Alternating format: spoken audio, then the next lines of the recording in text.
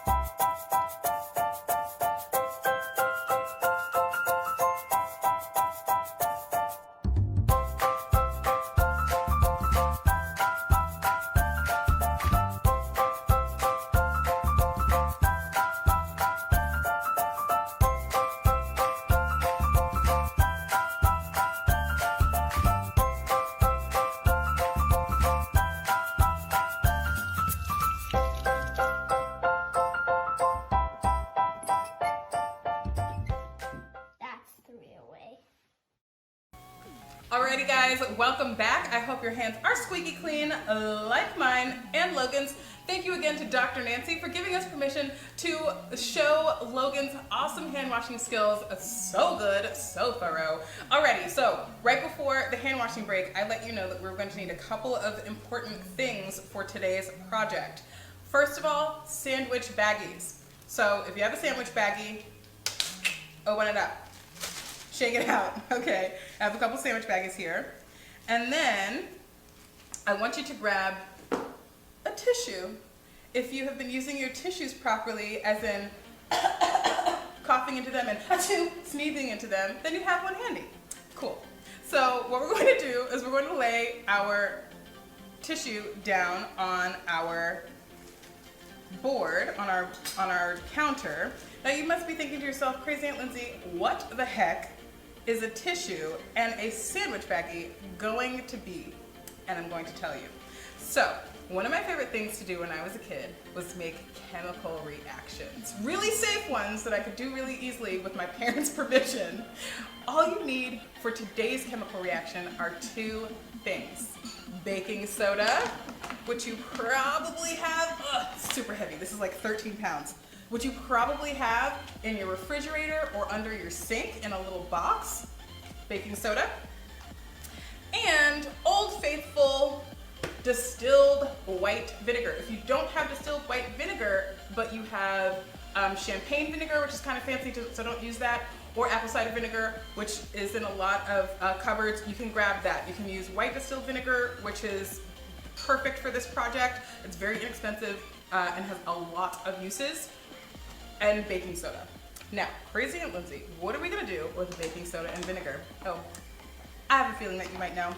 So the first thing we're gonna do is make Fab Lab sink bombs. Yes, I said Fab Lab sink bombs. So what you're gonna need for this is a measuring spoon, or you can just use your eye. Grab a couple of teaspoons of baking soda. Here's 1 teaspoon, and here's another teaspoon. This is just my recipe, but you can eyeball it. It doesn't need to be perfect at all. So I'm gonna set that aside. And now you're gonna wrap up your tissue full of baking soda like a little burrito. And if you were watching last week and you saw our Fab Lab tortilla wraps, then you already know how to make a little burrito. So fold up your tissue with the baking soda inside and set it aside. The next thing you're going to do is take your sandwich bag with a zip top. You want to make sure it's going to zip nice and tight. Now that you've done your little Ziploc test, you're going to open your bag back up, and then you're going to take vinegar and you're going to pour in about, well, just less than half full of vinegar.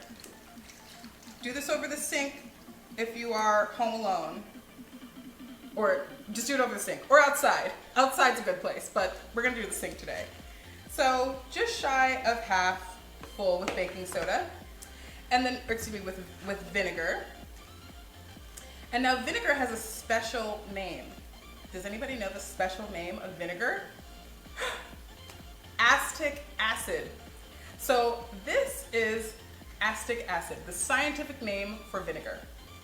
And you're gonna close your sandwich bag, just almost closed, so that there's like a little hole on the side for you to put in your baking soda. Does anybody know the scientific name for baking soda? No worries, I'll tell you. Sodium bicarbonate. Sodium bicarbonate. What you're gonna do is you're gonna quickly stuff in your sodium bicarbonate into your sandwich bag and close it up super fast, and then run to the sink, or run outside, or go outside and do it, or run to the sink and do it there. Okay, now you're gonna drop it in, close it up super fast, and give it a shake.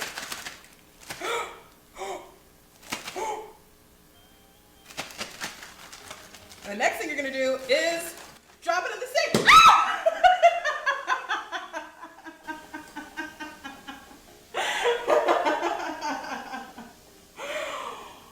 Crazy Aunt Lindsay, what the heck happened? Should we do that one more time? I think we should do it one more time.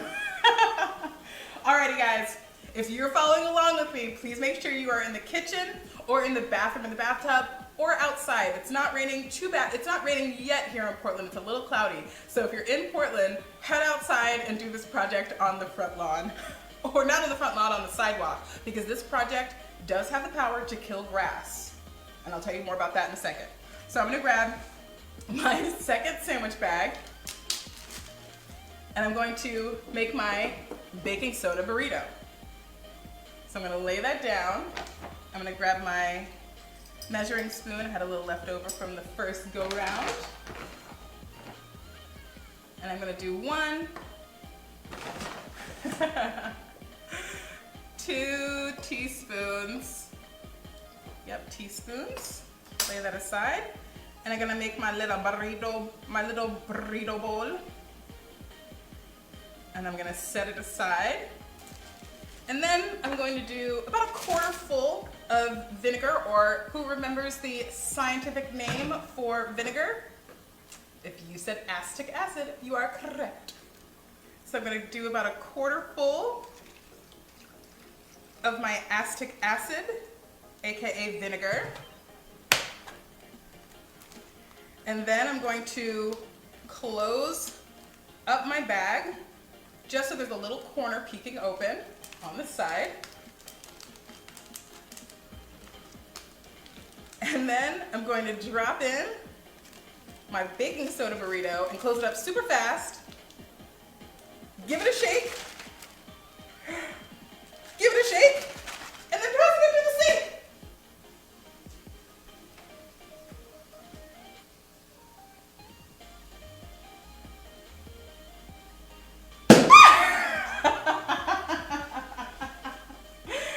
And then I will tell you a little bit of a secret. You can, in cleaning this project up, it's safe to touch, and you can just pour out the contents of the baking soda and vinegar. These bags have only opened from the top, so you can reuse these, so set them aside.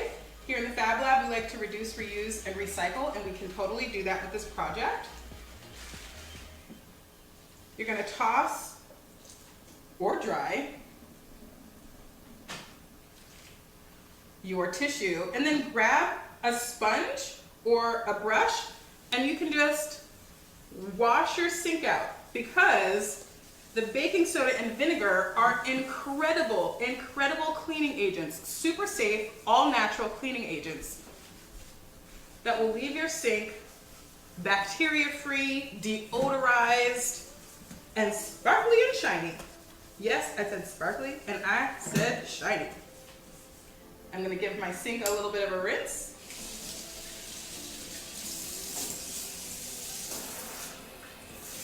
Look at how clean and beautiful my sink is now. Oh yeah.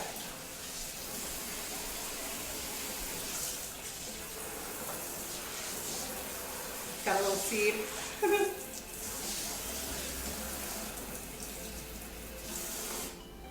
Awesome. Awesome job. Was that super fun? This is one of my favorite projects ever. And you must be thinking to yourself, whoa, Crazy Aunt Lindsay, what the heck just happened in there? And I am going to tell you. Whenever you combine an acid and a base, you produce a gas. With acetic acid or vinegar and baking soda, which is our base, sodium bicarbonate, when you combine those two things, a gas called carbon dioxide is created. Carbon dioxide is also something that's created when you breathe in and out. What you breathe out is carbon dioxide. That's the same kind of gas. So trees, plants, eats up all the carbon dioxide and emits oxygen. That's why human beings and plants are amazing to live together. They work together. We produce food for them and they provide air for us. So in this particular case, the sodium bicarbonate, the carbon dioxide, it expands because gas wants to fly all over the place, but we created a container for it that it didn't have anywhere to escape from. And when things have pressure and no way to escape, what do? A kablooey! They explode. And that's exactly what happened with this awesome project. Now, what we ended up doing with the result of our project, our baking soda and vinegar solution and gas, we ended up using to clean out our sink. Baking soda is an awesome light abrasive that helps to exfoliate both our skin and helps things like pots, grease, things like that to come up off of surfaces. The same thing with vinegar. Vinegar is an incredible deodorizer. If you have mold in your bathtub or in your sink, it'll help to kill the mold and it'll help to deodorize. So you combine those two things together, not only do you have a little bit of an explosion, but you have an awesome cleaning bomb. I don't know. So we're going to use, that was a chemistry lesson, and we're going to use a similar chemistry lesson, but with slightly different ingredients to make even more powerful, make an even more powerful cleaning project. I'm going to introduce you to my very special Fab Lab DIY dishwasher and toilet bowl blasters. Are you guys ready for this? Now, if you have these ingredients on hand, I want you to run and grab them. If you don't, it's okay, because this very episode is going to be available for you on replay on YouTube, and you can make them for yourself later with your family. So we're going to use baking soda again. not vinegar this time. We're going to use a different acid. So does anyone remember what the scientific name for vinegar is? Acetic acid. For this project, we're going to use a crystallized acid called citric acid. And I'm going to show you in the overhead. Now, citric acid can be used as a preservative. If you're thinking to yourself, crazy Aunt Lindsay, where in the world do I find citric acid? Well, if your parents are into canning or jarring fruit and preserves, you'll be able to find this in your canning and jarring section at any grocery store next to the mason jars. You can also find this in the bulk section of most health food stores. Citric acid is found in lemons and limes. Citric acid is the actual tangy sour taste that you get in citrus fruits. So it's all natural, it's very easy to find, it's very safe in moderation.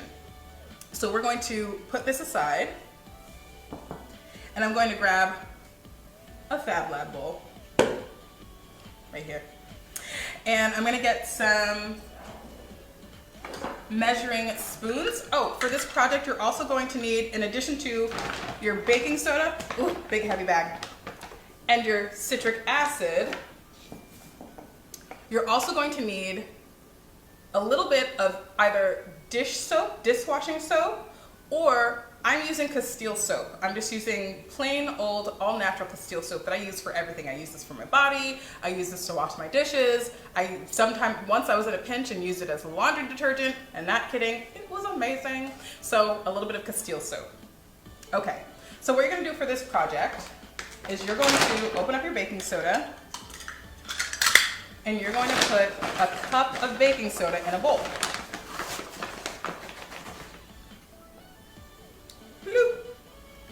Awesome. I'm going to just set this aside right over here. Okay.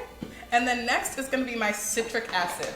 I'm going to close this up and put this to the side. This is my baking soda off to the side. And next is my citric acid. Again, super easy to find in your canning sections of any grocery store. And you'll need a 1/4 cup of this. Now, this, as I said, is an acid. And because it's not a liquid and it's not quite activated yet, when I put this acid in with my baking soda, my powdered baking soda or sodium bicarbonate, it's not going to react right away. So I'm going to use a 1/4 cup of citric acid, and I'm going to put it right into my baking soda.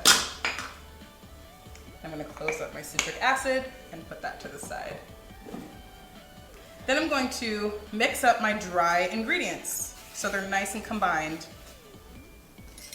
Set those off to the side a little bit. Okay.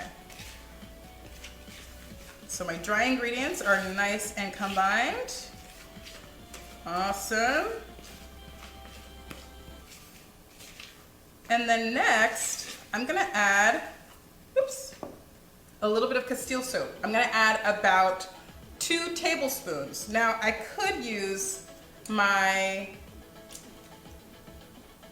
measuring spoons, but I'm just gonna eyeball it. If you're not good at eyeballing, then definitely use your measuring spoons. And I'm not gonna add too much, and I'm gonna be very gentle with it. Now, that's a little bit less than a tablespoon. I'll just start there. And I'm gonna mix it up and see if this combines well. Okay. Okay. Definitely going to add a little bit more.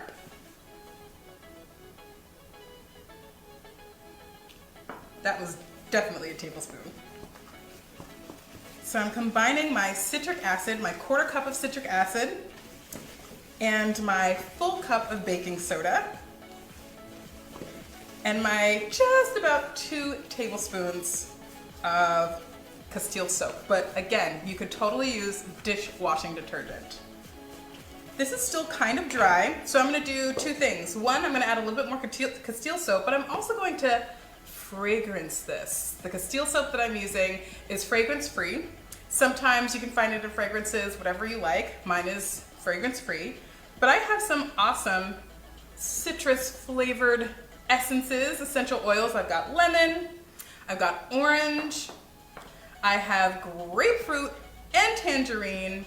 Let's see, I think I'm gonna go with an orange, grapefruit, lemon combo. You know what? I'm gonna go with all of them. I'm gonna add a few drops of all of them, just because I'm feeling extra fancy. Awesome, that's about 3 drops of the grapefruit. Then I'm gonna add a couple of drops of the orange. Oh, the colors are so cool. I don't know if you can see it in the overhead shot, but this is the orange. This one is the grapefruit. They're just such pretty colors in the bowl. Gives me the idea to maybe add a little food coloring. Maybe I won't have to. A little bit of tangerine. Awesome. And some lemon, just to finish it off. Again, our citric acid is found in all of these citrus fruits. Citric acid, citrus fruit. Cool. And now I'm gonna add just a little bit more of my Castile soap. Just a little bit more, because I really want this to be damp. I don't want my mixture to be wet at all. I just want it to be damp. Okay. I may even need to add a little bit more for good measure. Actually, before I add anything else to it, I'm gonna do the pinch test. If you've ever made bath bombs with me, which is totally an episode you can find on the Fab Lab YouTube channel, youtube.com/theFabLabHQ, then you know all about the pinch test. The pinch test just lets you know if it's moist enough to stay together. So let's see. Oh, this is almost perfect. This might actually be perfect, but oh yeah, this is perfect. So normally, I should have done this before I started. Normally it'll just kind of crumble if you lift up the citric acid and the baking soda, but in this case, I'm pinching it and it's staying together just a little, just perfectly. So it's not wet, it's just moist. And I think that this is gonna be just fine. The next thing I'm going to do is make, like I said, my Fab Lab blasters, my dishwasher and toilet bowl blasters. So I'm gonna just keep pressing this a little bit more. And I'm either going to grab an ice tray, a cookie mold. I just so happen to have, oh, this is so dusty. I just happen to have tins. I have mini muffin tins. I'm gonna rinse them out in the sink really fast, just because it's been sitting up in my cupboard for a while. I really only use this for my bath bombs. So I'm just gonna rinse all the dust out and dry it a little bit. I'm gonna dry it like so. I can actually do this over here. So I'm just gonna dry this really fast because my muffin tins were a little dusty, which is totally okay, because I'm only going to use these today, not for muffins, but for my Fab Lab DIY dishwashing and toilet bowl blasters.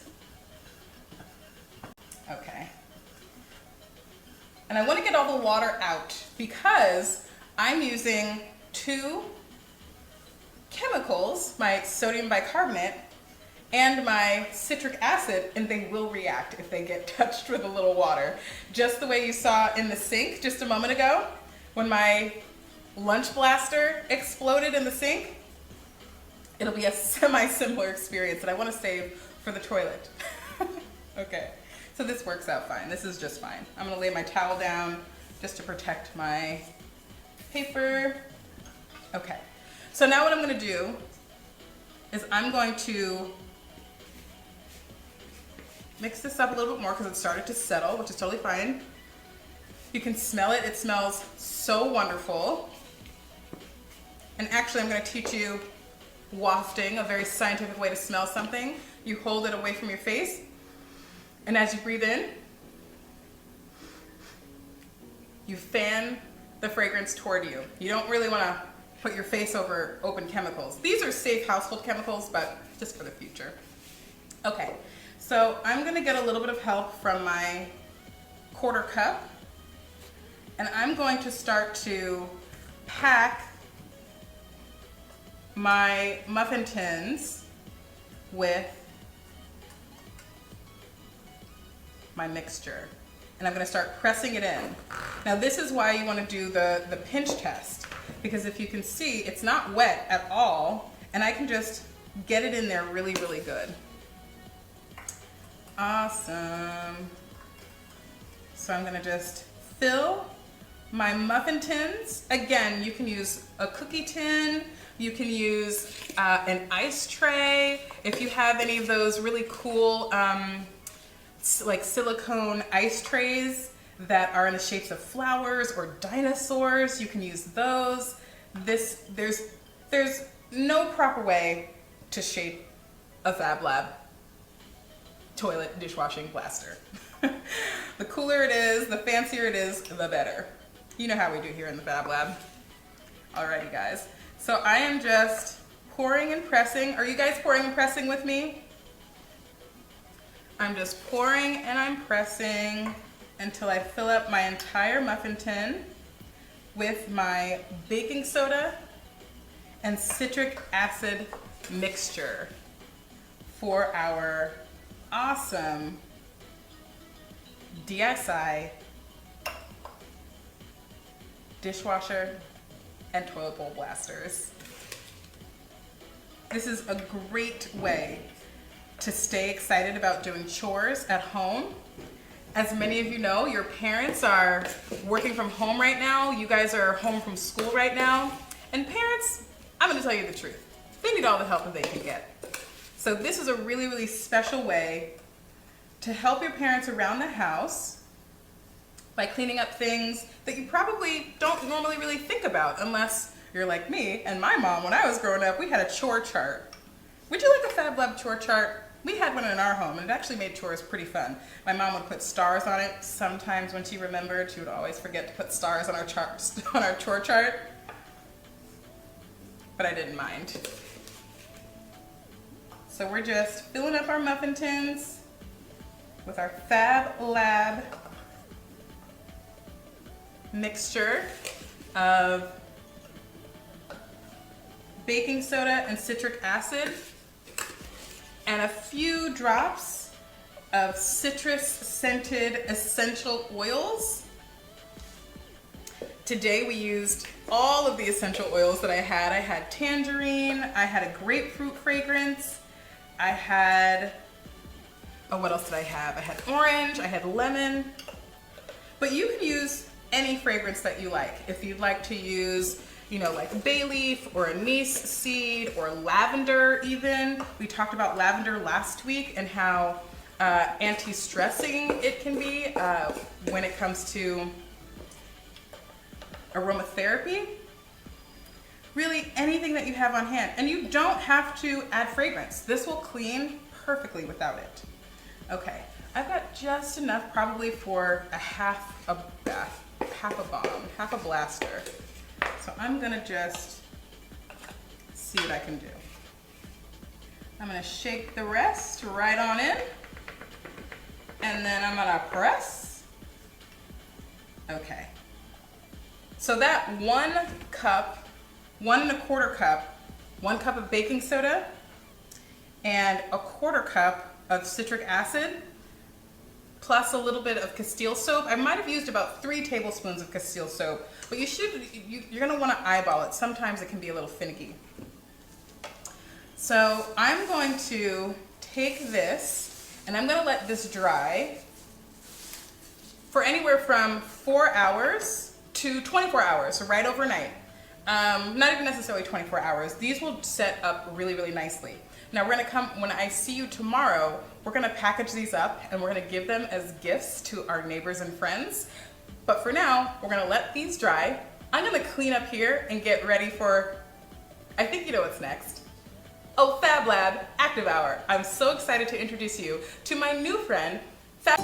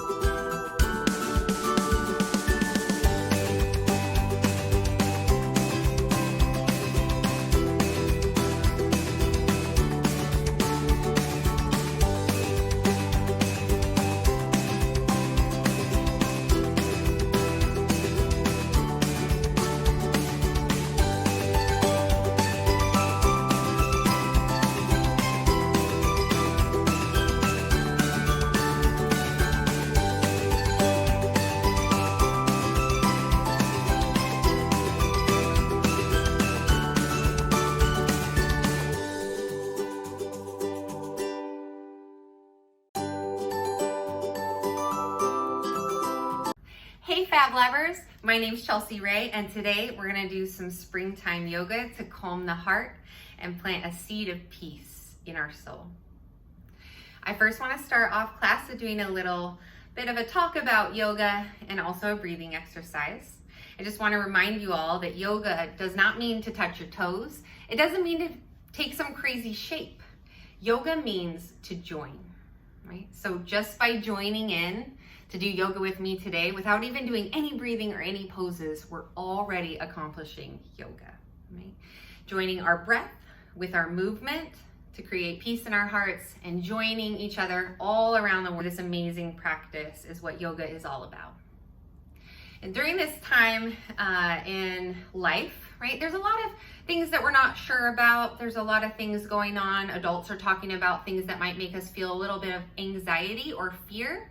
And I just want to remind you that fear is an emotion that keeps you safe, right? So we don't need to get hard on ourselves for being scared or nervous. It's totally fine. Fear is the emotion that keeps us from getting in trouble, right? It's something that we notice in our body and then we say, wait, am I really in danger right now? Do I really need to worry right now? Sometimes maybe yes, but for the most part, no, right?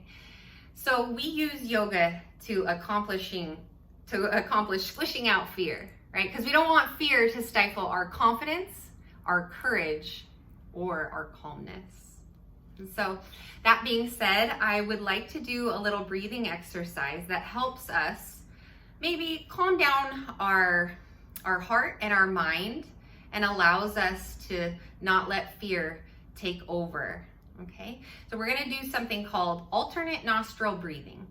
What alternate nostril breathing does is it actually works for calming down our nervous system. That's what activates, that's what gives us that anxiety, that tightness on our chest, right? So we do alternate nostril breathing to get a little bit more peaceful inside.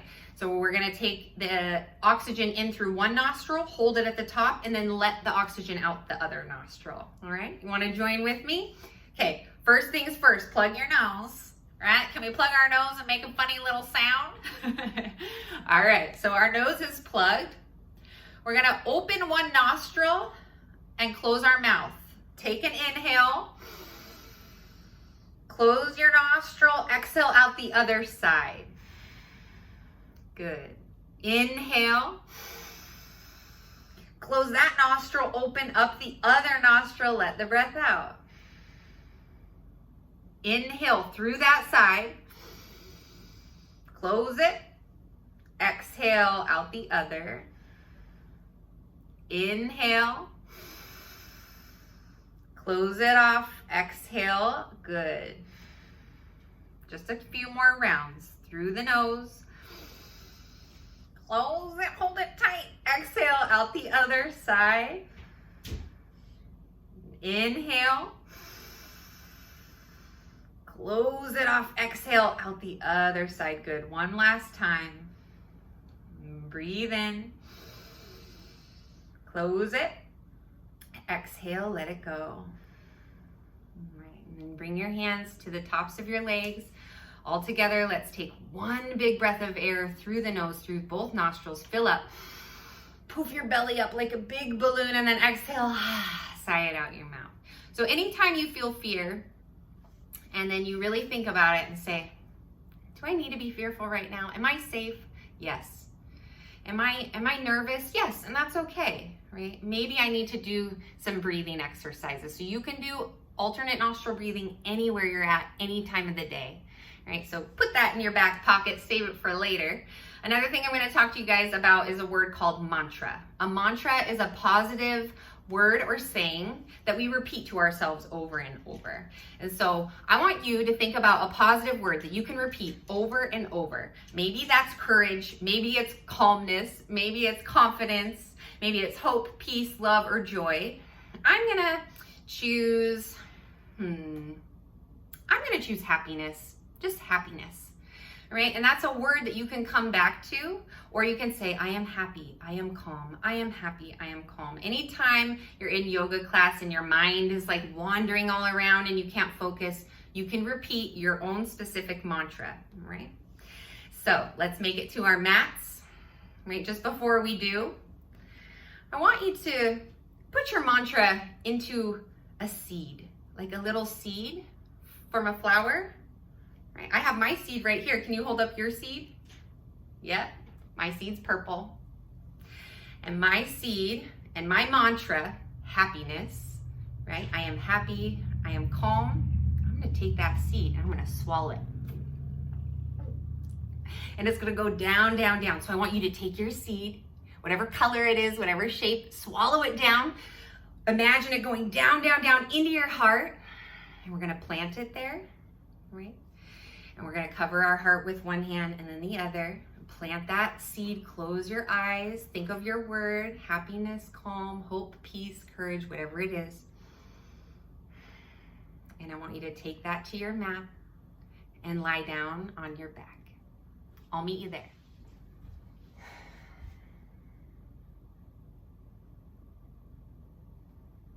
Okay, get all settled in to our first pose, do nothing pose. Lie down, wiggle your body around from side to side, get really comfy in your mat, spread your arms, spread your legs out. Close your eyes and start to take deep breaths in and out through your nose. And continue to take these deep breaths and imagine in your mind's eye somewhere outside, somewhere in nature, maybe a meadow or a forest, maybe a mountain. You can even imagine a place you've already been, like your backyard or a garden of some sort. And as you lie here on your back, feel the soft grass underneath your feet. Notice the sky and the color of blue that it is. Maybe your sky is purple or pink. And just really imagine the most beautiful place in nature that you can think of.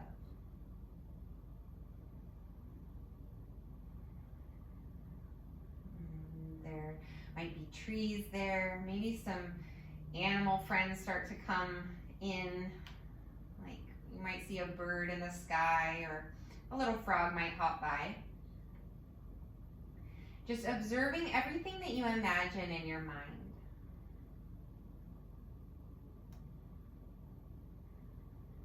And then coming back to the heart space where we planted our seed, our mantra of positivity. And imagine that you have another one of those seeds that you're going to plant here in this garden or the meadow or the forest, wherever it is that you imagined. And you can think of a new positive word, or maybe it's the same one, maybe it came from the same flower as the seed in your heart. And bringing it with you into this space.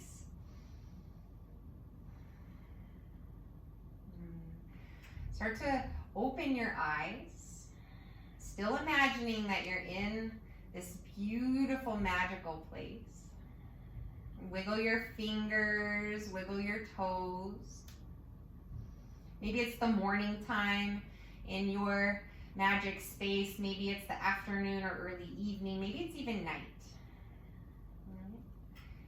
Wherever you are right now, bring your knees into your chest. Make yourself that little baby seed of positivity.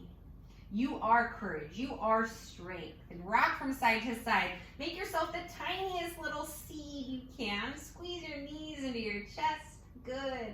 And then start to pump your legs. Rock and roll your seed up to a seat. Really nice, you guys. You can rock back a couple times, maybe 4 or 5 times if you're having fun with it. Feel your spine massaging down into the mat. And then you rock yourself up to a seat. Bring your hands to the floor, cross your ankles, and stand up to the top of your mat. Hands come to your heart. I hope you guys have a wonder-filled garden springtime yoga practice today. Inhale, reach your arms high. Make a big circle with your arms like the sun and thank the sun. Thank you, sun. And then as you exhale, thank the rain. Wiggle your fingers as you come all the way down to the floor. Pitter patter your fingertips onto the mat. Because we have to have sun and rain, right, to make our seed grow. Inhale, arms reach up. Thank you, sun. Make a big circle with your arms. Good. Exhale, forward fold as the rain comes down. Pitter patter all over the ground. And then push your seed down into the earth, into your meadow, wherever you are, your forest. And we're gonna inhale and reach our arms up. Watch our beautiful tree of peace grow. Hands to your heart. Bring your hands to your hips for a tree pose. I'm gonna spin towards you. You stay where you are. Spin one set of toes to the side. The sole of your foot comes up your leg. Hands come to your heart. Your foot might come below your knee to your calf or above the knee. Either way, you choose. Be a beautiful tree. Grow tall. Maybe your arms reach up as tree branches. You can make a tree branch shape in your arms. Any tree branch shape you'd like. Good. Hands to your heart, to your hips. Spin your knee forward. Plant your tree trunk down. Other side. Every time we do a pose in yoga, we have to repeat it on the other side. So bring your foot up to your thigh. Maybe your foot comes below your knee to your calf. That's fine too. That's just as good as if you bring it up to your thigh. Breathe, stand tall. Good, balancing. And if you fall, I fell. If you fall, it's okay. You get right back in the pose. Do not judge it. Be here, be with yourself. So proud you made it to yoga class today.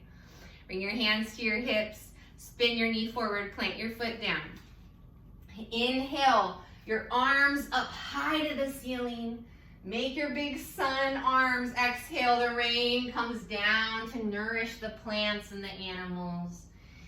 And then as you walk along in your beautiful garden or your meadow, bend your knees because there's a really cool little bench that we're gonna sit on so we can observe everything going on. We can take a moment to close our eyes. Take those big breaths in and out.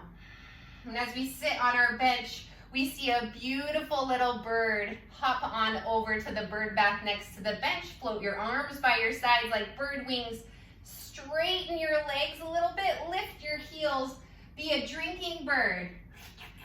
Taking in all that delicious, yummy rainwater out of the bird bath. Good. Again, bench pose. Sit in your bench. Reach your arms up. Hands to your heart. Stay here. Sit your hips a little lower. You can do it. You're so strong. Again, notice your bird right alongside you. Fly your wings. Straighten your legs a little. Lift your heels. And then start to tip your head towards the floor like you're drinking out of that delicious bird bath. Really nice, you guys. Bend your knees one more time. Bench pose. Sit in your bench. Hands to heart. Close your eyes. And then slowly, slowly, slowly, we sit all the way down. Sit, sit, sit, plop onto our bum. Our soles of the feet come together and our arms come underneath our legs. So crazy, right? Yoga is awesome because we get to make all these silly shapes with our body, right? This is flower pose. It's another thing that's in our garden or our forest. All kinds of beautiful flowers. Maybe your flowers are purple and pink, maybe they're blue. And then let your flower petals kind of gently wave in the wind. You can wiggle your fingers. Release your arms from underneath your legs. Grab for your feet. A little butterfly flies by. Butterfly pose. Let your butterfly wings flap up and down. Good. And then another butterfly flies by. Now there's like 4 or 5. And then 6 or 7, and before you know it, there's all these beautiful butterflies surrounding you. reach your other butterfly wings up, reach your arms, and then give yourself a big butterfly hug. Yeah, good job. Reach your butterfly wings out to the side and then bring them behind your back. Maybe you interlace your fingers behind your back and lift your butterfly chest up towards the ceiling. And reach your arms up. And exhale, relax your butterfly, let your chest fall over your feet. Close your eyes. 3 breaths, let's count them together. That's a breath in and out, that's 1 cycle, okay? We'll count them together for 1, 2, good, 3. All right, and roll up. Really slow, hands to your knees, draw your knees in. Just when we thought we've seen so many fun animals already a butterfly and a bird, what next? Hop, hop, hop, I just saw Mr. Frog. Mr. Frog came to visit us. Rock up onto the soles of your feet and then hop your feet to the side, bring your hands to your heart. Your elbows press into your knees. Make yourself a little frog, ribbit, ribbit. You can even make frog noises if you want. But what else do frogs do, right? What do they do? What do they do most?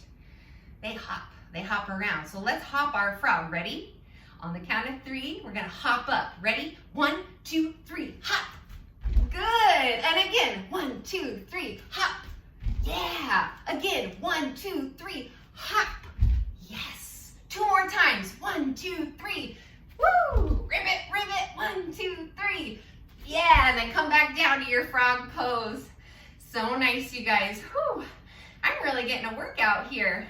The cool thing about yoga is we not only get a workout, but we get a work in because it creates peace in our heart and our mind. That's what makes yoga the best.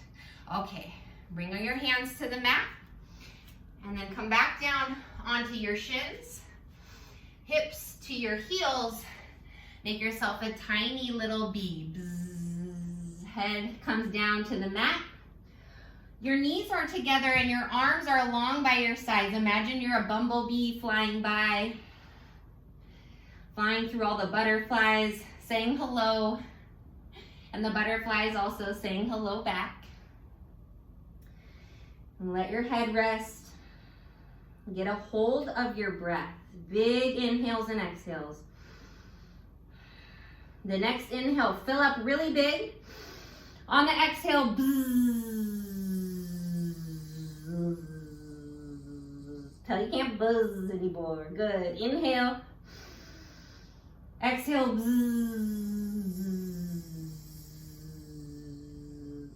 One more. Big breath in. Big bee breath in. And then a bumblebee. Buzz. On the breath out. Really nice, you guys. Crawl your hands forward and tuck your toes because little puppy dog just started to trot on by. Of course our puppy dog had to come and see what's going on, see what beautiful seeds of peace we're planting today. Tuck your toes, send your hips up, and then allow your puppy dog to take a little walk around the forest or the meadow. And then puppies are really playful, right? So he starts to like jog around and then run around. So just start to pedal your feet, lift them up and down and run around through the garden. Bring your knees to your chest, good. Really getting that heart rate going. Nice, you guys. And then bring your puppy dog paws back. Take a breath in and send your heels a little closer to the mat. Spread your fingers wide. Press the mat away. Nice. Then inhale forward. You're gonna bring your shoulders over your wrists. Your knees come to the mat. Keep your elbows tight. Come all the way down to your belly. Slide back a little bit onto your mat. Just now, a gardener snake slithers by. Not a scary one, a very nice Mrs. Gardener snake. Press your hips down. Lift your chest. Good. You can float your hands right alongside you. You little gardener snake, lift your chest. Breathe through it. We're almost there. You got it. One more inhale. Exhale, bring one cheek down to the mat. Be really still. Be really quiet so the gardener snake will stay. Right? Because if we make a lot of noise, it might get scared and run away. Okay, and so if we're really, really quiet, oh my gosh, guess what? Another gardener snake comes. But this one's kind of bigger. Oh my gosh. Okay, be really quiet. We're gonna plant our hands right next to us. Okay, lift your chest like the first little Mr. Baby Gardener Snake, and then press your hands down so much it lifts your whole chest, even your knees. You press the tops of your feet down and lift your head up. Be a beautiful gardener snake. Maybe you're even rainbow colored. Maybe you're yellow or orange, whatever color it is. Take a breath in. And then very quiet, very slowly. We don't want to scare them. Come back down to the mat. Good. Tuck your toes under. Hips to your heels. This one's a lot like bee pose, but it's bunny. All right, we're going to do bunny pose because Mrs. Bunny just hopped by, right? She had to come visit Frog and Butterfly and all the other magical creatures in our peaceful heart garden. Bring your forehead down, reach for your heels. Yeah, good. And then lift your bum up. This is bunny pose. So your head is in the mat, or on the mat rather.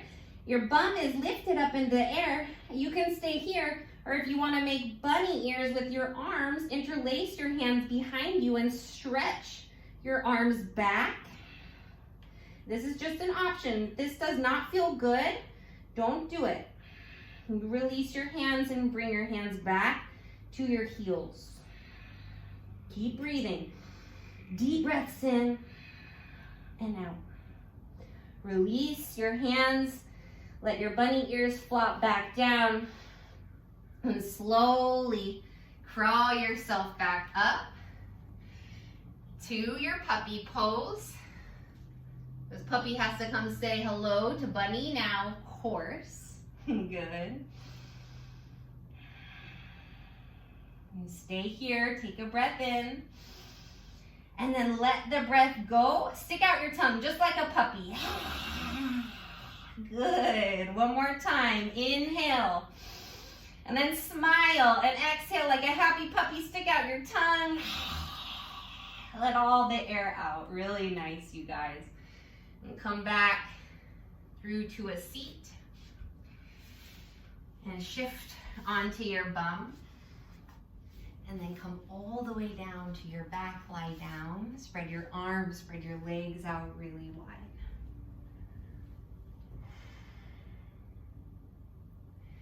Draw your knees into your chest. Give yourself a big hug, a big squeeze. Make yourself like a little roly-poly bug.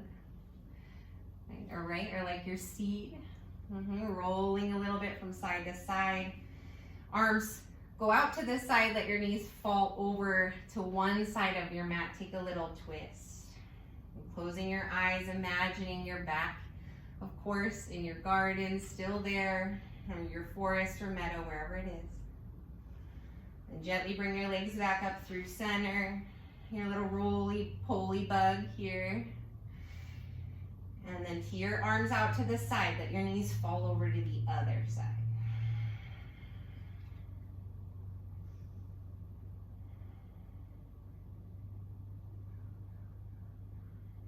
And bring your legs back up to your roly-poly bug, and then rock and roll a little bit. Massage that spine one last time. Squeeze your knees into your chest. Give yourself a big hug. Make yourself that tiny little seed, and then on the exhale, explode into your final rest. Let your arms, let your legs go wide. Close your eyes. Say thank you to your garden, your forest, all the animals that we met today, all the shapes we were able to create in our body. And just remember that you can come back to this place that you imagine at any time, no matter where you are in the world, No matter what time of day it is, this is your special place and it's always there for you. So tell the trees, tell the blades of grass, tell all the animals, I'll be back real soon. And with closed eyes, start to wiggle your fingers and toes. And come back onto your mat. Open your eyes, come into the space that you're in. And slowly bring the soles of your feet to the mat. Come up to a seat. Cross your shins.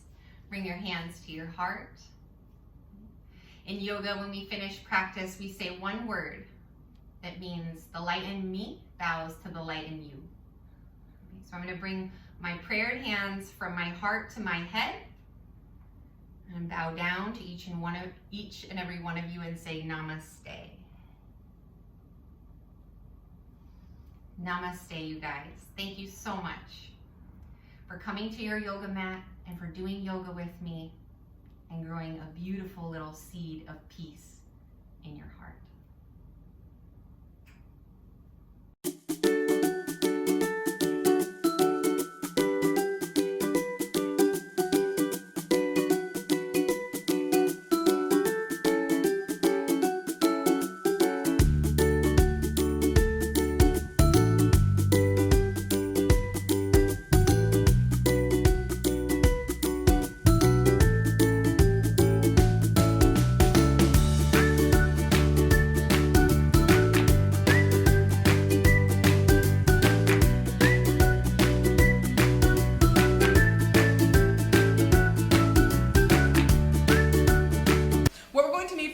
Are just a couple of things. So we're going to move our cutting board into the place. I have a couple of delicious things. I've got a tortilla here, I've got a tomato, and I have a cucumber. This is a new vegetable in the Fab Lab. Last week I think we did lots of spinach, we did hummus, but I don't think we had any cucumber. So I'm super excited about that. So what I'm going to do is take my Fab Lab knife, and I'm going to, with the blade pointing away from me. If you are a kid, please make sure you have parental supervision, which is paramount for kitchen safety and all things safety related. So I have my delicious tortillas here, and I'm just gonna set one aside. Actually, I'm gonna set them both aside because I'm gonna prep all the stuff that I need to go inside of it. So the first thing I'm going to do is I'm going to cut up my vegetables, which I already washed. Both of my vegetables I've washed already. I'm gonna just slice them very quickly. And then I'm going to slice them. Again, we're going to practice kitchen safety. We want the blade always away from us. We want our fingers tucked and away from the blade. And I'm going to make just like nice thin slices of my cucumber. Not too thin.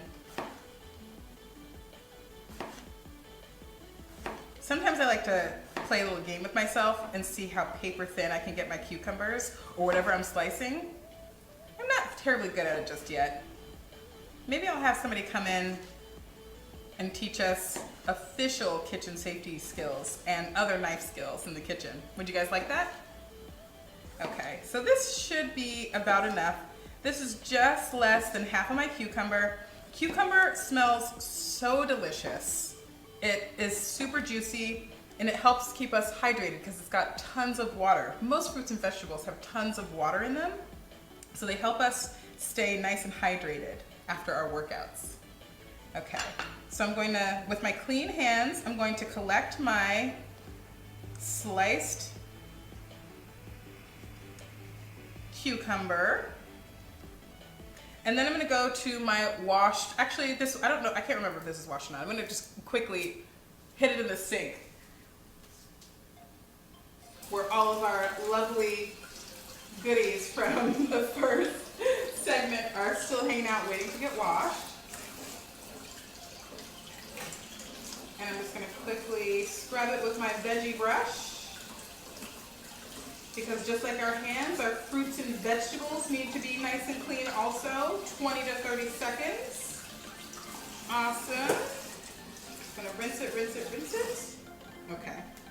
I'm going to dry it just a little bit. Then I'm going to come back over to my cutting board, and now I'm ready to slice my tomato. Tomato. How do you like to say tomato? Tomato. Okay, so I'm going to slice it.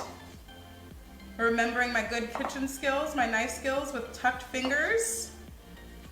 Okay. This should be about enough. Okay, so we've chopped up about half of our cucumber and half of our beautiful tomato. And now we're just gonna slide this out of the way, and I'm going to just re-angle that. Okay, now I'm gonna grab actually I don't think I even need a plate. This is a clean surface. So I'm gonna put this down, and I'm going to start building my pinwheel. And actually, I think I want a plate, hold on. Okay, grab a plate, because I am going to cut in just a bit. So here is my tortilla, and I'm gonna add any sauce that I want. If you have mayonnaise, mustard, pesto was a big deal last week. We did a lot with hummus. If you have any left over, you can use that. I'm gonna try something new. I have a friend who used to hang out with us here in the Fab Lab, my friend Lindsay, who lives in Austin, Texas. And she made this delicious buffalo turkey wrap this one time. And this is gonna be kind of inspired by her. And all she did was she mixed a little bit of mayonnaise and a little bit of buffalo sauce. We have some from Sweet Ray's. So that's all I'm gonna do. And actually I'm gonna go grab my mayonnaise. Just because this sauce is a little bit runny. I don't know if you can see it, but it's a little bit runny, and I want it to be a little bit thick. Now, I could and I will. I'm gonna grab a little dish, and I'm going to quickly mix my two condiments. I'm gonna give myself a little shot of mayonnaise, like that, and then for 2 sandwiches. And just a little shot of my buffalo sauce. I don't think this one is too spicy, but it's perfect for wings. And then I'm gonna mix them.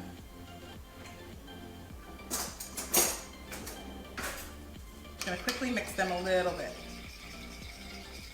Now again, if you just have some pesto, some mayonnaise, if you have barbecue sauce, if you have honey mustard sauce, honey mustard and turkey go deliciously together. I just so happened to be thinking about my friend Lindsay and remembering how delicious that treat was. And so that's what I made. I made a little buffalo mayonnaise, and I'm just gonna spread it on my tortilla, just with a spoon. You could use a knife, but we already had a spoon. Why waste? Awesome. So I'm gonna put a little bit on it here flat like this, spread it all around. Woo! Pretty. Okay. So now I'm just going to flat layer all of my sandwich toppings. Now, if you're vegetarian, you can use any vegetable that you want, avocado, tomato, just any kind of vegetable that you like. I'm going to do a turkey and cheese pinwheel with a little bit of spinach and cucumber. So I'm just going to flat layer my cold cuts. You could do 1 or 2 slices per pinwheel. I'm gonna just do a little bit more than 1, just because. And then I'm going to grab some Havarti cheese, because Havarti cheese is delicious. And I'm going to split mine in half and layer it like this. And then I'm going to layer my beautiful cucumbers. And I don't have to use everything that's here, just whatever I like. The cucumber looks really delicious. It smells amazing. And just a little tomato, because you know Crazy Aunt Lindsay and her tomatoes. Okay. Now, all you're going to do is wrap it. Oh, you can add, I did bring some spinach. You don't have to use spinach. You can if you want. You could use lettuce for this, anything you like. Okay, so just a little bit. You can add more or less. And all you're gonna do to make your pinwheel is roll it. I'm gonna roll it this way. All you're going to do is roll it tight, like this. And if your tortilla is stuck to your surface, either your plate or your table, you're gonna just wanna lift it up a little bit. Okay, so I rolled it up, and now just to help me keep them in place, you can just keep it just like this, and you can totally take a bite, like that. But I like to make pinwheels. You don't need toothpicks, but I like to use toothpicks to help keep things in place. And so I'm just gonna use a few little toothpicks to help me keep my sandwich in place. Now, it's raining in Portland. Now I'm going to use my knife to cut sections of my sandwich.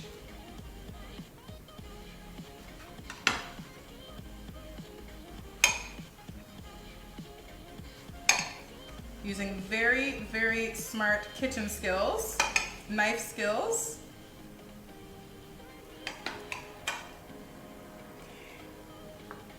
And now I'm just gonna move these to the side, and I'm gonna show you how beautiful it looks inside. Look at how pretty this is. How pretty are these cute little pinwheels? Awesome. Then I'm gonna just remove my toothpicks. Depending upon how hungry I am, or if I'm making my lunch for my siblings or even my parents, I might make a second one. I'm just gonna make one because it's just me right now. I like to hold on to these to the side. I want to just put those to the side. And of course, what delicious pinwheel sandwich would be complete without at least a few chips? So I have some sun chips here, and there you have it, guys. A delicious Fab Lab pinwheel lunch made by you and by me. I'm gonna go eat my lunch, and I'll meet you in the community class at 1:30. So go grab your lunch, wash your hands, clean up anything that you might have used during the first segment, and then meet me back here at 1:30 for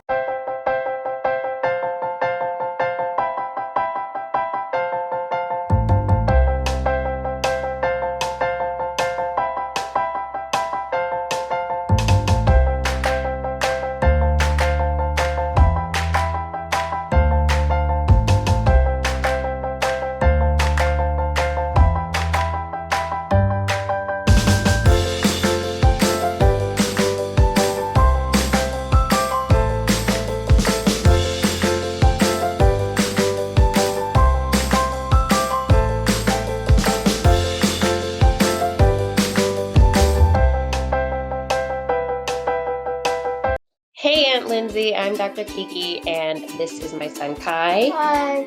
And we're really excited to talk to your Fab Labbers about space today. Yay.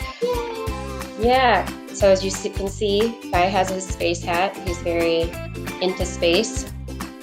You like space, Kai? Yeah. Yeah. What do you have here? What is this? Moon animal stuffy thing. It's a moon stuffy, right. So did any of you see the supermoon last night? The supermoon was huge. Do you know why they call it a supermoon?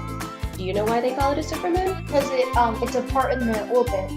Because the orbits aren't completely circles. They're more of an oval. There are points where the moon is further away, closer. Yeah.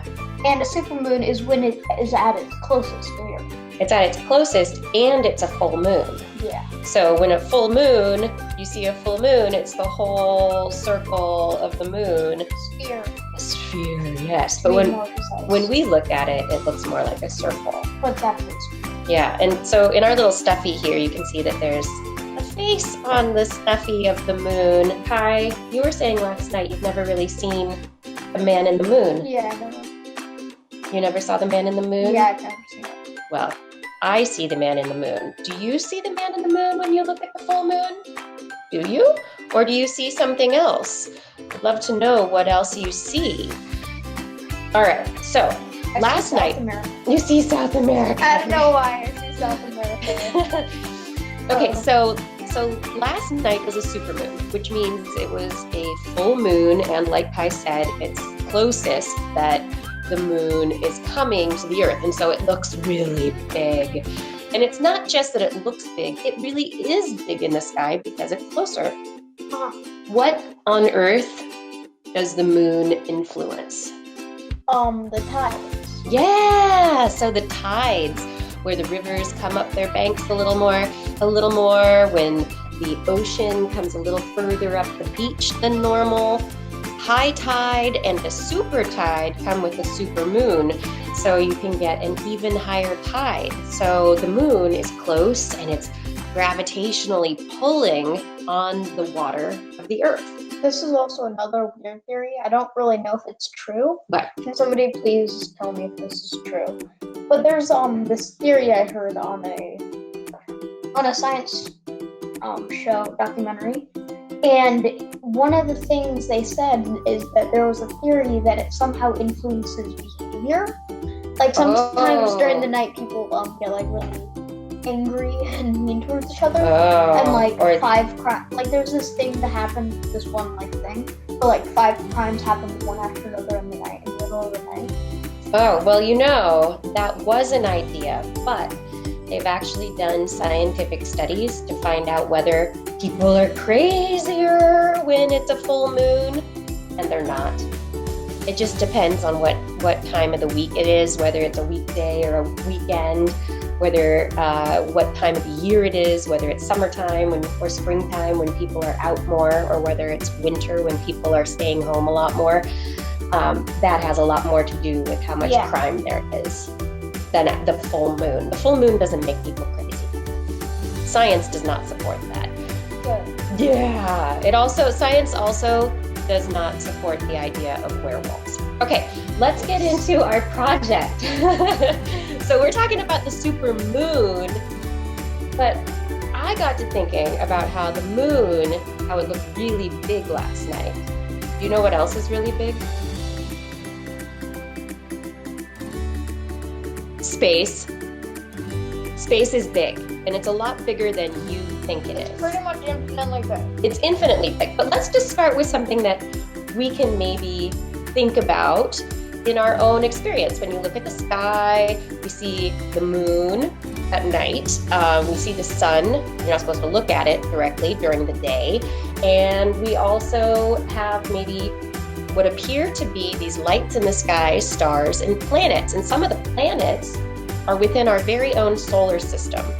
And our solar system is a bunch of heavenly bodies, a bunch of rocks and dust and gas in space that orbit around our sun.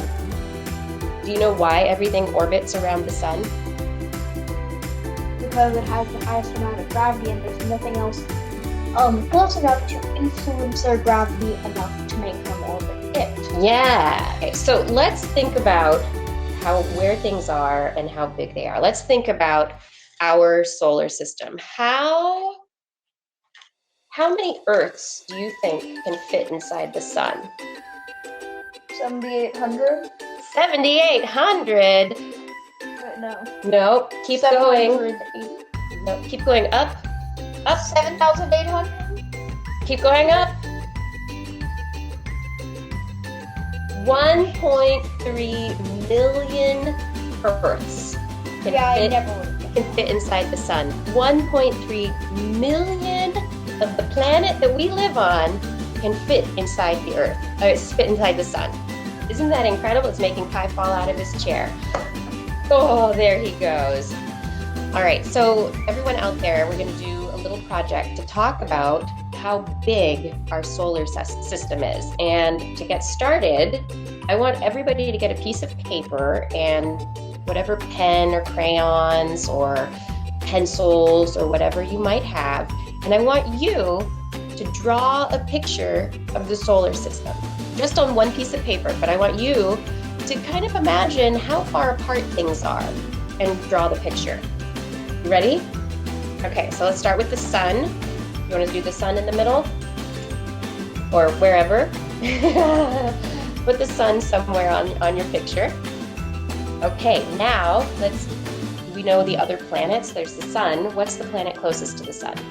Mercury. Mercury. Okay, so we'll make a little Mercury. And from Mercury comes which planet? Venus. Venus is the second planet from the sun. It is one of the hottest planets in our solar system. That's okay. Keep going. Say just one piece of paper. It's not a perfectionist show. Okay. Now, what is the third rock from the sun? Earth. Yes. And do you know which is the smallest planet? It would be Mercury. It is Mercury. Mercury is the smallest but a while planet. ago, it would have been Pluto. Right, but Pluto's not a planet anymore. It is a dwarf planet, I think is what they call it now. Okay, and after Earth comes Mars. So we'll draw Mars. And then, do you know, between Mars and the next planet, Asteroid belt. there is a belt. Our solar system has a belt of rocks, asteroids. Every once in a while, these asteroids come out of the asteroid belt and they come near our planet. And if they come close enough, they can be in our atmosphere and they burn up. And then they're a shooting star. And if they hit the ground, they're a meteor. Isn't that neat? And the one that killed the dinosaurs was probably bigger than when it landed. Yeah. Because it burnt up. Yeah, exactly. And they burn up, and yes, exactly. So, all right, so we have the asteroid belt. After the asteroid belt, what comes next? Jupiter. Jupiter. And what is one of the really interesting things about Jupiter? It is the largest planet. It is the largest planet in our solar system. And also, here's another thing. It actually influences the asteroids. Right, because so it's if there's so any big. asteroids coming from Yeah. here or coming from here, they'll actually most likely go to Jupiter because it has a larger amount of gravity than Earth but it could still head that way from the sun most likely. So even with Jupiter being the largest planet, it's still a lot smaller than the sun. So remember how we said 1.3 million Earths can fit inside of the sun? 1,300 Earths can fit inside of Jupiter. Uh-oh, we're running out of room in our solar system. After Jupiter comes Saturn, and Saturn is amazing. We love Saturn because it has rings, and so you can put rings around Saturn. Why is that so special? Because the rings potentially give us something to look at that can tell us about how our own solar system formed. Because Saturn and Jupiter, they're giant gas bodies, which means that they are formed mostly out of gases instead of rock. And because they're surrounded, or Saturn is surrounded by the rings, we can look at them and see what kind of gravitational forces lead to the formation of moons or the destruction of moons and into the formation of little bodies, very similar to the planets forming around the sun. Also, So it's like a mini system. Here's the thing on basically memorizing it. My very educated mother just served us noodles. Us noodles. So what's you? What's the next planet after Saturn? My very educated mother. Uranus. Uranus. Uranus. Go to the next page. Or you can turn it over, turn your paper over if you've already exceeded the distance. Uranus also has rings, although we don't really talk about the rings around Uranus. Uranus is also canted at an odd angle compared to the other planets, and there are a lot of questions about what happened in the solar system's early formation that led to it looking like that. Uh-oh, I accidentally made a mouse. That's okay. And then after Uranus is Neptune, right? The most distant gas giant in our planet. A little bit smaller. In our planet? In our solar system, sorry. Does it have? It also has very faint rings. Very faint rings. Okay, now, out beyond Neptune is what used to be a planet, Pluto. We love Pluto. It's an icy, rocky dwarf planet out in a collection of rocky bodies that are known as the Kuiper Belt. Yeah, and there are a lot of A lot of little things out there, but a few that we have noticed that are on the scale of Pluto or around there in size. Pluto would have been the smallest planet once upon a time. Okay, draw Pluto. You're gonna do Pluto out there. And then there's the Kuiper Belt. Pluto's a little tiny dot on Kai's page. Yeah, so tiny.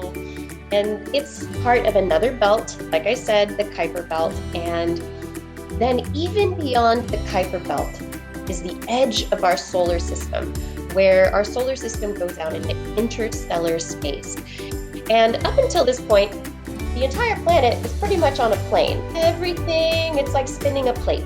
Everything stays on that spinning plate, going around and around and around, except for what's at the very edge of our solar system, which is, or even outside of our solar system, which is called the Oort cloud. Now, the Oort cloud is huge, and it's a massive cloud that contains our entire solar system within a giant sphere of rocks and dust and gas.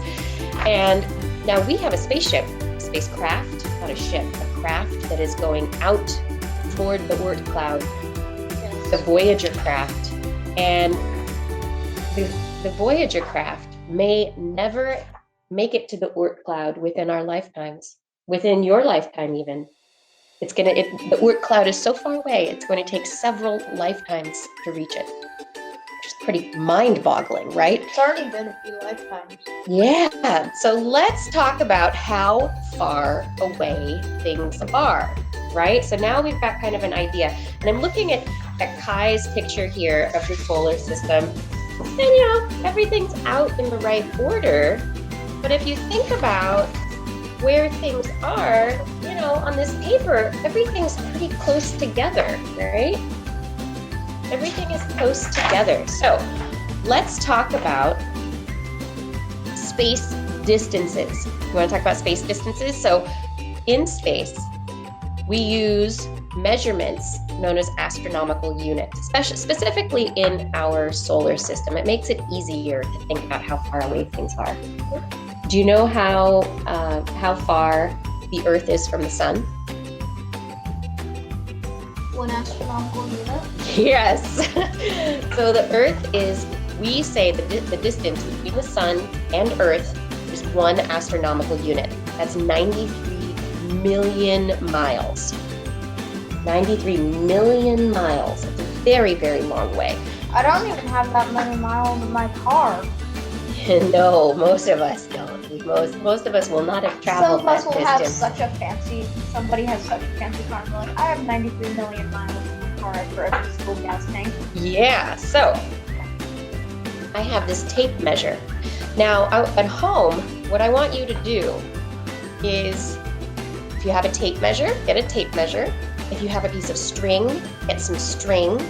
Use something that can be a measuring stick to give you a measure of distance, okay? Now, Kai, we're gonna start with 1 astronomical unit. And how far do we want that to be? Do we want it to be, let's start with 1 inch, do you think, on this tape measure?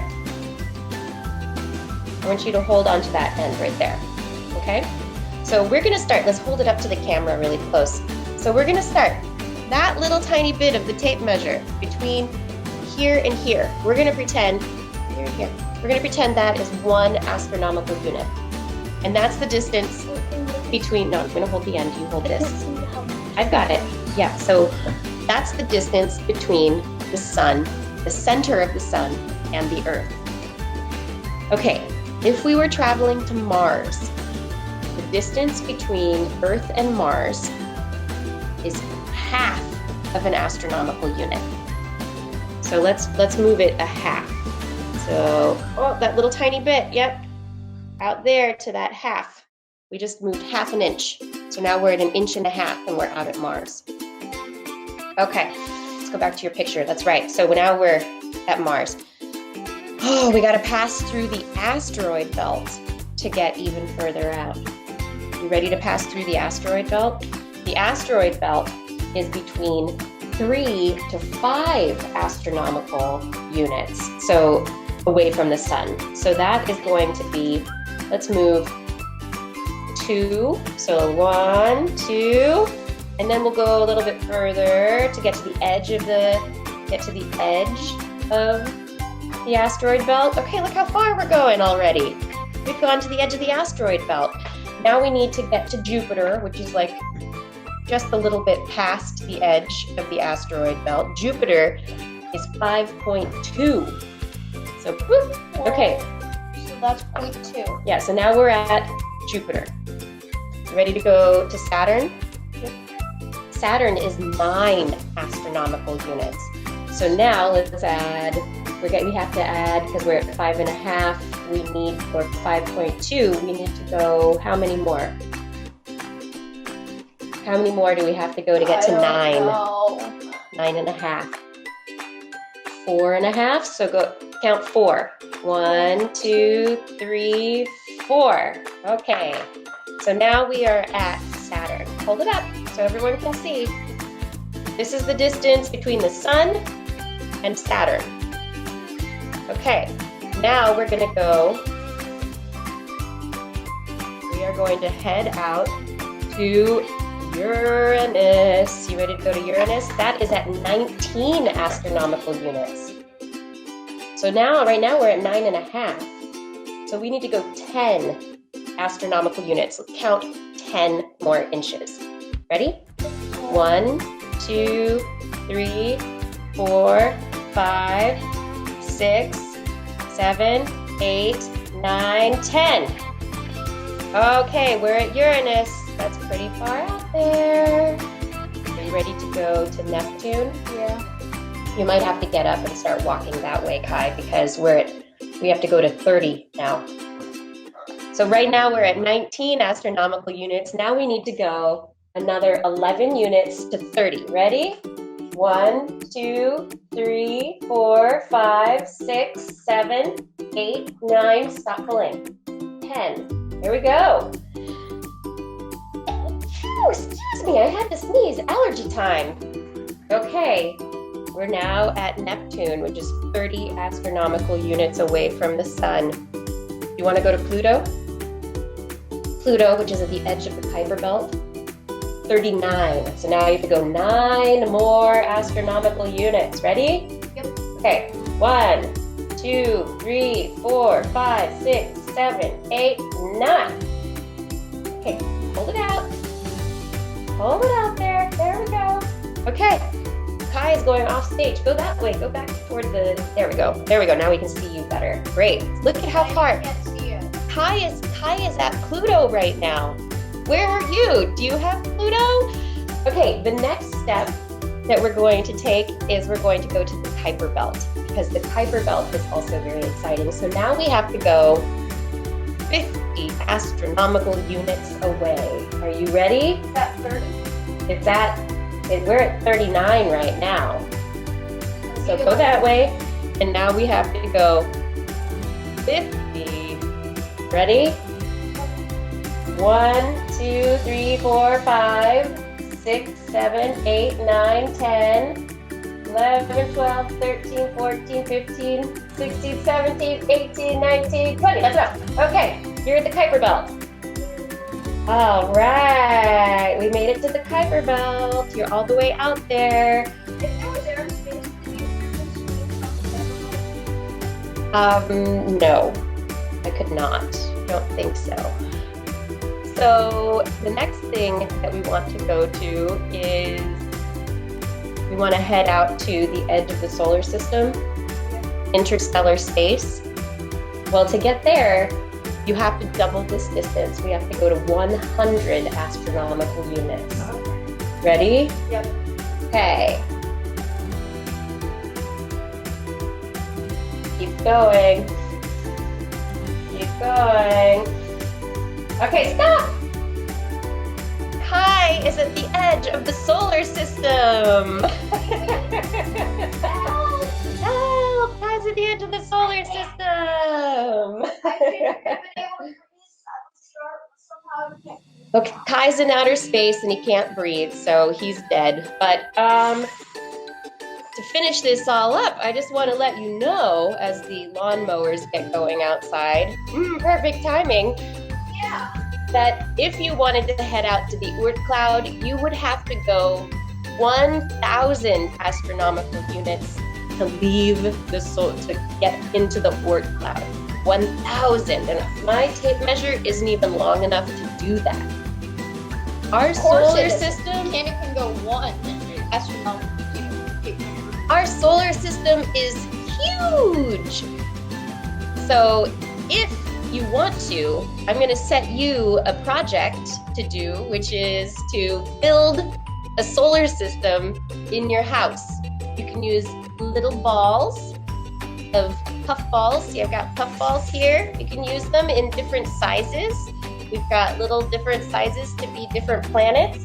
And you can use your ruler or your measuring tape to be able to measure out the size of the universe in astronomical units. And you can travel through the solar system in your imagination. All right, Fab Labbers, this was a lot of fun, and I hope you had a lot of fun playing in the solar system and getting an idea of exactly how big space is. It's big. This big, bigger than this. Much bigger than this. This is approximately to scale, right? Our solar system is massive.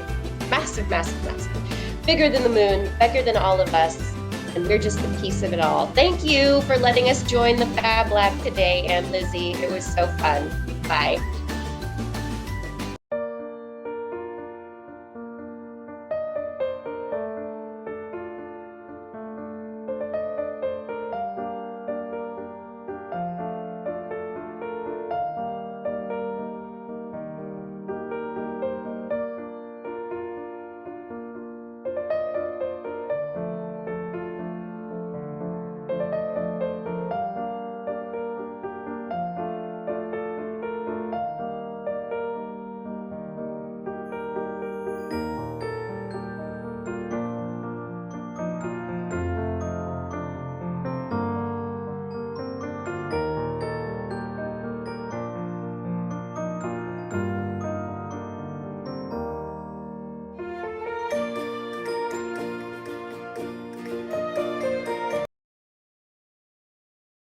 Hello. As always, we're going to close up the day, Digital Daycare, right here in the Fab Lab Library, where I'm going to read to you from one of my favorite new or super old books. In this case, we're talking about A Wrinkle in Time. This is one of my favorite books as a kid, and on Friday, we started to read chapter 2 called Mrs. Who, and now we're going to finish up this chapter. Now, if you remember, we met Meg and she got into a little bit of trouble at school, had a little conversation with her principal, Mr. Jenkins, and now she's home. Okay, we're going to pick up and finish out this chapter. When Meg got home from school, her mother was in the lab. The twins were at Little League, and Charles Wallace, the kitten, and Fort, her dog, were waiting for her. Fort jumped up, put his front paws on her shoulders, and gave her a kiss, and the kitten rushed to his empty saucer and meowed really loud. "Come on," Charles Wallace said. "Let's go." "Where?" asked Meg. "I'm hungry, Charles. I don't want to go anywhere till I've had something to eat." She was still sore from the interview with Mr. Jenkins, and her voice sounded cross. Charles Wallace looked at her thoughtfully as she went to the refrigerator and gave the kitten some milk and then drank a mugful herself. He handed her a paper bag. "Here's a sandwich, some cookies and an apple.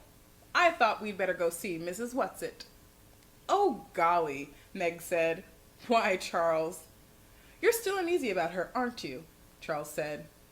"Well, yes." "Don't be. She's all right, I promise you. She's on our side." "How do you know?" "Meg," he said impatiently, "I know." "But why should we go and see her now?" "I want to find out more about this tesseract thing. Didn't you see how it upset Mother?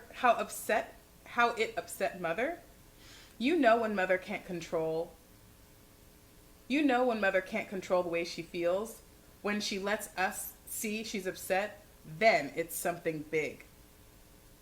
Meg thought for a moment. Okay, let's go. But let's take Fort with us. Well, of course, he needs the exercise. They set off, Fort rushing ahead, then doubling back to the two children, then leaping off again. The Murrays lived about 4 miles out of the village. Behind the house was a pine woods, and it was through this that Charles Wallace took Meg. Charles, you know she's going to get in awful trouble, Mrs. What's-it I mean, if they find out she's broken into that haunted house and taking Mrs. Buncombe's sheets and everything. That they could send her to jail. One of the reasons I want to go over this afternoon is to warn her. Them? I told you she was there with her 2 friends.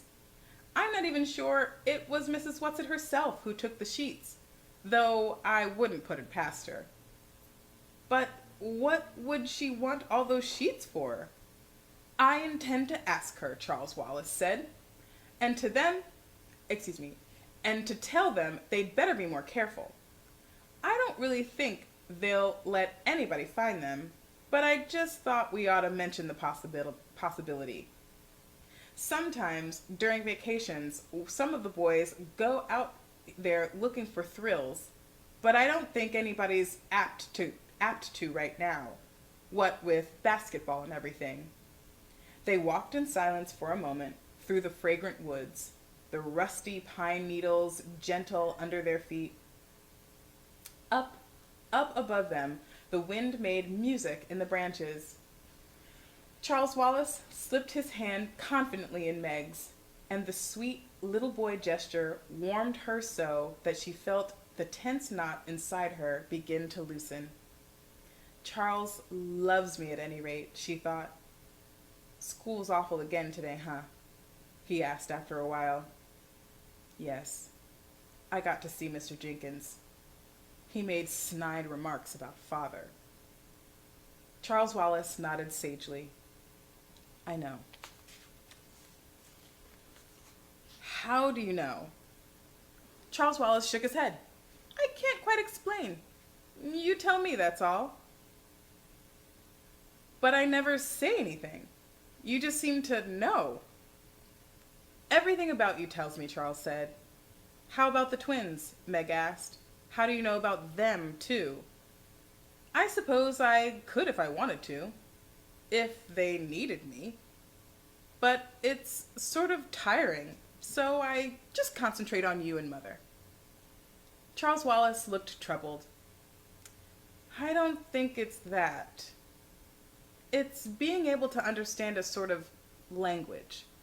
Like, sometimes if I concentrate very hard, I can understand the wind talking with the trees.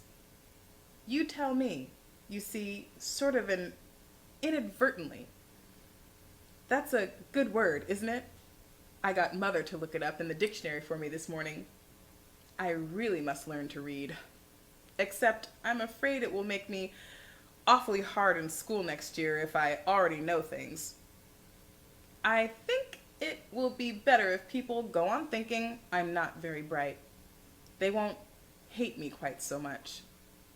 Ahead of them, Fort started barking loudly. The warning bay that usually told them that a car was coming up the road or something was at the door. Somebody's here, Charles Wallace said sharply. Somebody's hanging around the house. Come on.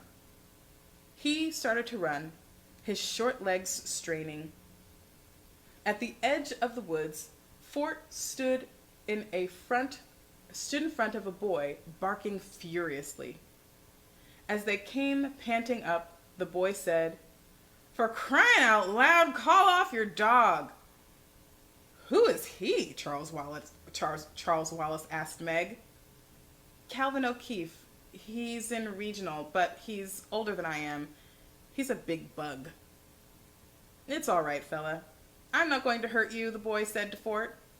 Sit, Fort, Charles Wallace commanded, and Fort dropped to his hinds in front of the boy, a low growl still pulsing in his throat. Okay. Charles Wallace put his hand on his hips. Now tell us what you're doing here.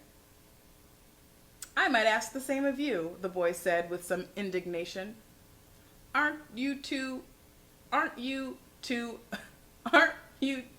the Murray's kids? This isn't your property, is it?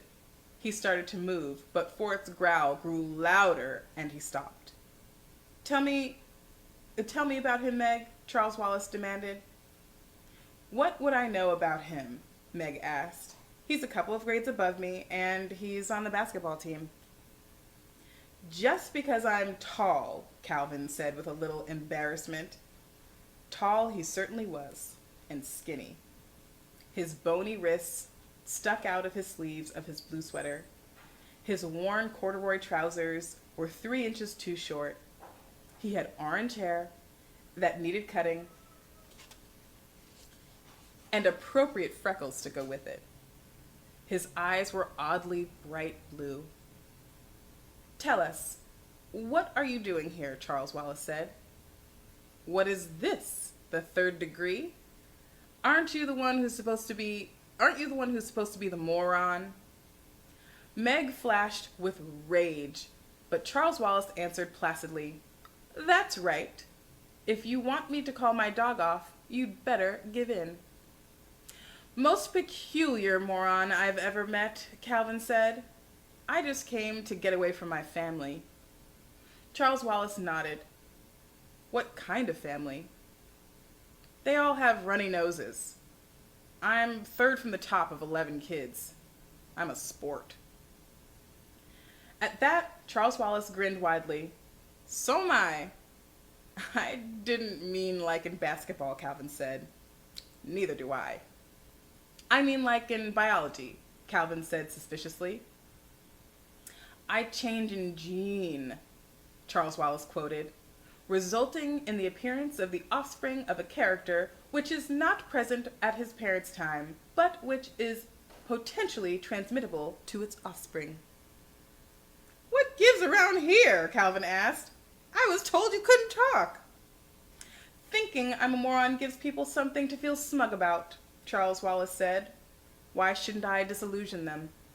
How old are you, Cal? 14. What grade? Junior, 11th. I'm bright.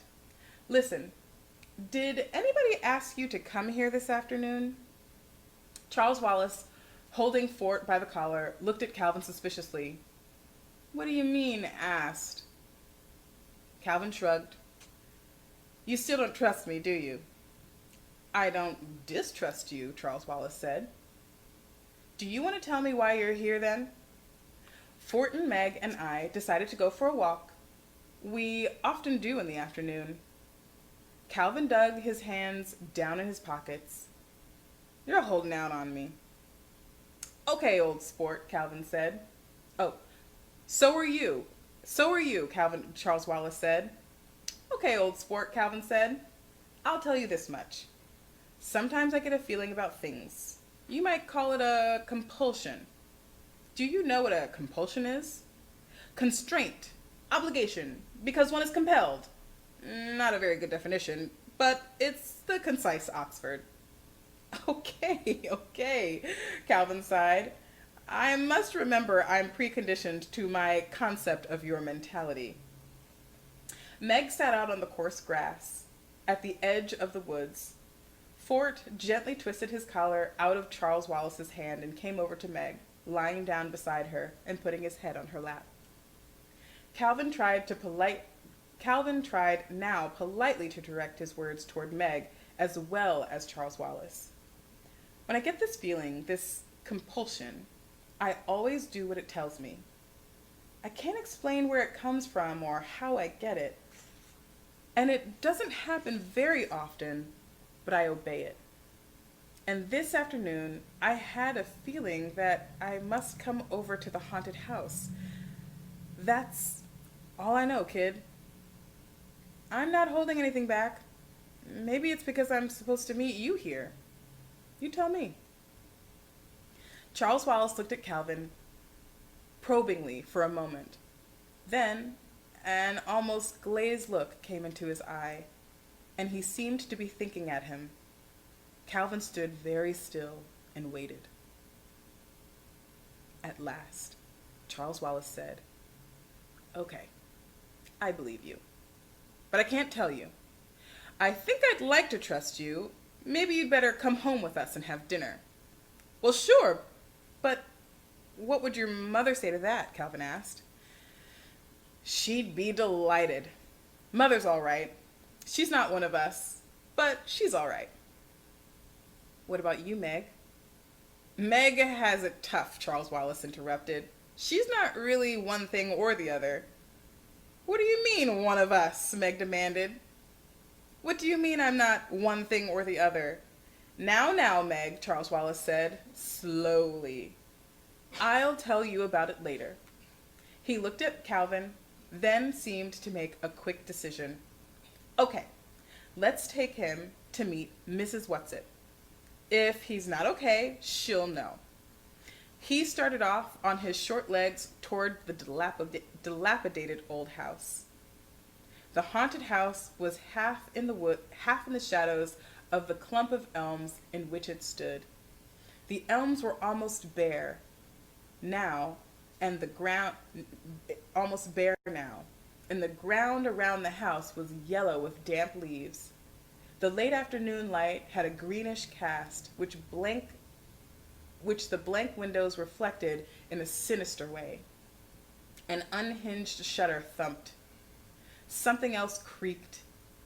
Meg did not wonder what the house had a reputation for being haunted. A board was nailed across the front door, but Charles Wallace led them around the way to the back. The door there appeared to be nailed shut too, but Charles Wallace knocked, and the door swung slowly outward, creaking on rusty hinges. Up in one of the elms, an old black crow gave a raucous cry, and a woodpecker went into a wild rat-a-tat-tat. A large gray rat scuttled across the corner of the house, and Meg let out a stifled shriek. "They get a lot of fun out of using all these typical props," Charles Wallace said in a reassuring voice. "Come on, follow me." Calvin put a strong hand on Meg's elbow, and Fort pressed against her leg. Happiness at their concern was so strong in her that her panic fled, and she followed Charles Wallace into the dark recesses of the house without fear. They entered into a sort of kitchen. There was a huge fireplace with a big black pot hanging over a merry fire. Why had there been no smoke visible from the chimney? Something in the pot was bubbling, and it smelled more like one of Mrs. Murray's chemical messes than something to eat. In a dilapidated Boston rocker sat a plump little woman. She wasn't Mrs. Whatsit, so she must, Meg decided, be one of Mrs. Whatsit's two friends. She wore enormous spectacles, twice as thick and twice as large as Meg's, and she was sewing busily with rapidly jabbing stitches on a sheet. Several other sheets lay on the dusty floor. Charles Wallace went up to her. "I really don't think you ought to have taken Mrs. Buncombe's sheets without consulting me," he said, as cross and bossy as a very little boy can be. "What on earth would you do that for?" The plump little woman beamed at him. "Why, Charlesy, my pet," something in French I can't pronounce. French Pascal. "The heart is its reason, whereof reason knows nothing." "But that's not appropriate at all," Charles said crossly. "Your mother would find it so." A smile seemed to gleam across the roundness of the spectacles. "I'm not talking about my mother's feelings about my father's," Charles Wallace scolded. I'm talking about Mrs. Buncombe's sheets. The little woman sighed. The enormous glasses caught the light again and shone like an owl's eyes. In case we need ghosts, of course, she said. I should think you'd have guessed. If we have to frighten anybody away, what's it thought we ought to do it appropriately. That's why it's so much fun to stay in a haunted house. But we really didn't mean to, steal the sheets. Something in German. Something in English. As I was saying. But Charles Wallace held up his hand in a gesture. Mrs. Who, do you know this boy? Calvin bowed. Good afternoon, ma'am. I didn't quite catch your name. Mrs. Who will do, she said. He wasn't my idea, Charlesy, but I think he's a good one. Where's Mrs. Whatsit? Charles asked. She's busy. It's getting near time, Charlesy. It's getting near time, Charlesy. It's getting near time. Something Seneca said, in a language I can't pronounce. Nothing deters a good man from doing what is honorable. And he's a very good man, Charlesy, darling. But right now, he needs our help. Who? Meg demanded. And little Megsy. Lovely to meet you, sweetheart. Your father, of course. Now, go home, loves. The time is not yet ripe. But don't worry. We won't go without you. Get plenty of food and plenty of rest. Feed Calvin. Now, off with you. Je suis. Something in Latin, of course.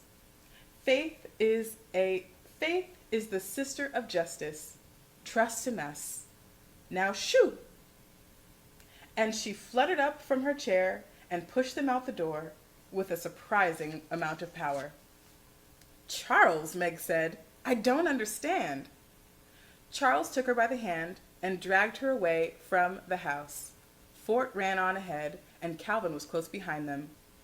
No, he said, I don't either, not quite. I'll tell you what I know as soon as I can. But for now, but you saw Fort, didn't you? Not a growl, not a quiver, just as though they weren't anything strange at all. So, you know it's okay. Look, do me a favor, the both of you. Let's not talk about it until we've had something to eat. I need fuel so I can sort through things and assimilate them properly. Lead on, moron, Calvin cried gaily. I've never seen your house, and I have the funniest feeling that for the first time in my life, I'm going home. That's the end of chapter 2 of A Wrinkle in Time. That concludes our very first of the week episode of Digital Daycare. I do hope I'll see you tomorrow. Please make sure you invite your friends and meet me here tomorrow on Facebook/the Fab Lab HQ. I can't wait to see you tomorrow and whatever we've got in store for you then. See ya.